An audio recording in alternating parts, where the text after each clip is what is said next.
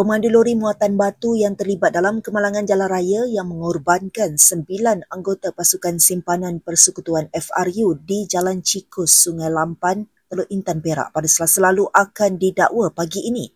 Ketua Polis Daerah Hilir Perak, Asisten Komisioner Dr. Bakri Zainal Abidin berkata, lelaki berusia 45 tahun itu dijadualkan didakwa di Mahkamah Magistrat Teluk Intan jam 9 pagi.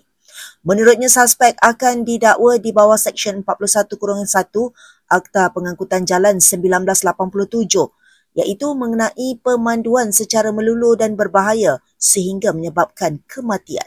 Seksyen itu memperuntukkan hukuman penjara antara 5 hingga 10 tahun dan denda maksimum tidak lebih RM50,000 serta hilang kelayakan memegang atau mendapatkan lesen memandu tidak kurang 5 tahun jika sabit kesalahan.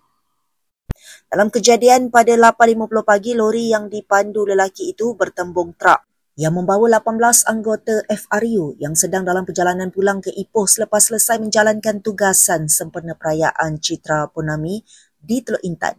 9 anggota FRU maut manakala 9 lagi mengalami pelbagai kecederaan dan sedang menerima rawatan di Hospital Teluk Intan dan Hospital Raja Permaisuri Ipoh.